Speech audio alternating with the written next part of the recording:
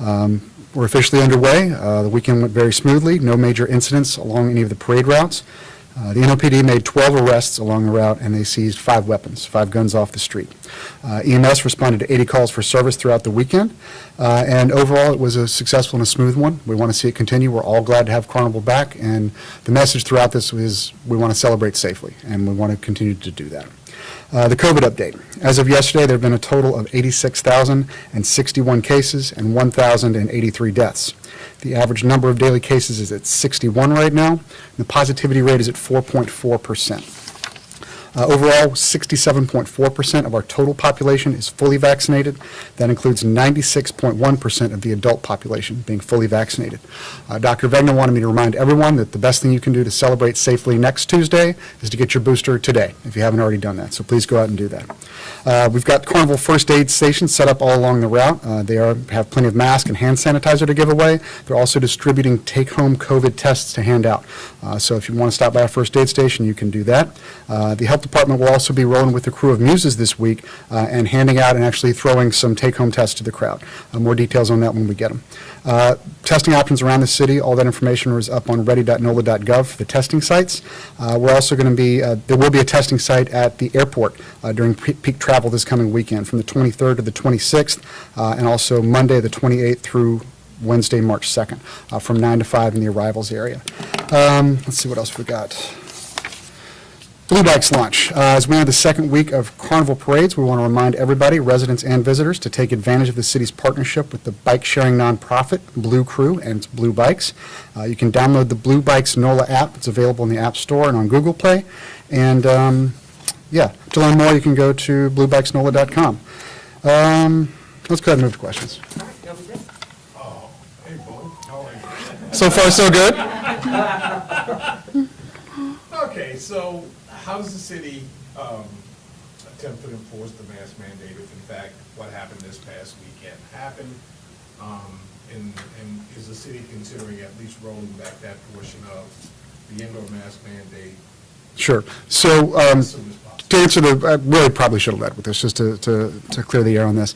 The mayor removed her mask this weekend at the Mardi Gras Ball to take a photo and throughout the evening to eat and drink. We need to do a better job of modeling the expectations around the masking guidelines, and we're going to continue to try to improve on that. In terms of any changes to the guidelines, there are none planned at this time. As we've said all along, the vaccine requirements, the testing requirements, and the masking guidelines will remain in place through Mardi Gras. And the vaccine requirements, you certainly had to have a vaccine to go to the ball. Yes, at the door they were making sure people had the vaccine or were showing a negative test. Yep. The pictures that were online don't look like she was just taking a photo with someone or eating or drinking. We had people who were at the ball and they said that no one was wearing a mask. What sort of message does that send to people who are, Well, again, there's not really much more to say on this. The mayor removed her mask at certain instances to eat and to drink and to take photos. We do need to do a better job of modeling the expected behavior, and we're going to do that going forward. There's been a lawsuit filed against the city raising questions about the mask mandate and vaccine mandate. They consider this fuel to the fire that, if the mayor isn't following the rules strictly, why should children in school and Sure. others? Is there any response to that? No, as we've said before, we generally don't comment on active litigation. The only comment we have as it relates to that lawsuit is that from our perspective, the vaccine requirements and the masking guidelines will remain in place through Mardi Gras. Yes, sir? Yeah, this is set to roll tomorrow night. They've had a precipitous drop in the membership and riders from 8 floats to 17. Right. And I know there's They're certain at 250, right? 2 or 40. Right, sure, yeah. And some of those aren't even riding. Right. It's a question mark of how many. I know the city has certain thresholds to get a parade permit. Right. Both floats, riders, and units. Sure. Bands and the like. How close are they to dropping below that threshold as a going parade? It sounds like you could kind of tell me better than I could tell you in terms of what the actual number is. It seems like they are fairly close, but for this year at least, they satisfied the requirements and were given a permit. And is there any concern about security? There's been a lot of, chatter on social media. Mhm. Some riders are choosing, not to actually be in the parade. Sure. Because of the controversy. Right. I'm not aware of any specific security concerns, but I would ask you to check with NOPD if they have any further detail on that. Does the city intend to drop the mask mandate after Mardi Gras? That's yet to be determined. Okay. Service Area 2 sanitation rebid, it's now months late. The original timeline,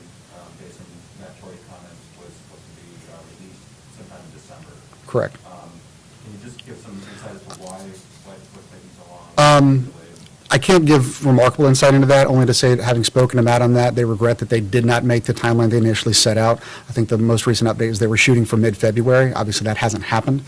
As of the last conversation I had with Matt, it's still very much in progress. They're working on it. They want to make sure they get it right. It's a fairly complicated document with a lot of moving parts, but there's not really a firm timeline that I can give you on that. And I regret that that's disappointing, but that's kind of where we are. Well, I mean, is there anything you can say though about what the complication is? I mean, can you help? I don't have further details on that, but if you like, maybe we can hook you up with Matt later, and he can go into it in further detail. Sure.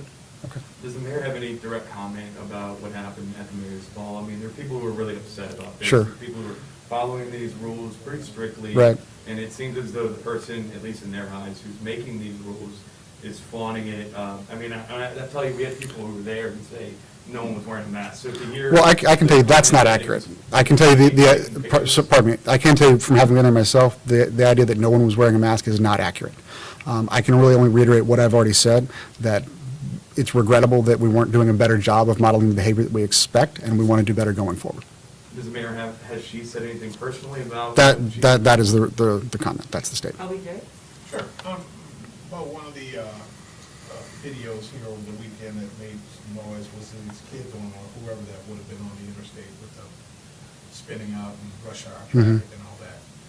There has been talk of hoping to get the state police to sort of stay on to monitor the interstates after, Mardi Gras, whatever. We know that they're here to help out with Right. security there. Is there any idea as to whether or not, or any movement on whether or not we'll be successful in getting state police to work? I would really direct you to NOPD and to the state police directly for comment on that. I can say broadly that the partnership we have, the collaboration we have to date, right now is focused specifically on Mardi Gras. I know that additional deployments from the state police have been discussed. There's been some communication between the city council and the state police, some correspondence there. The state police have been pretty consistent in articulating that they are facing the same manpower challenges that law enforcement agencies all over the country are. It's not like they have a whole bunch of guys that they can just make appear at will, right? So it's a bit more complex than just saying, can we call the state police, can they come take over? There's some manpower challenges around that, but I don't know if a firm decision has been made on their end. I would refer you to them on that. Okay. Okay? Anybody Do you else? still expect these other crews, Endymion, Orpheus, of these big balls this weekend, the Superdome, Convention Center? Mhm. I mean, you still expect the people there to keep their masks on for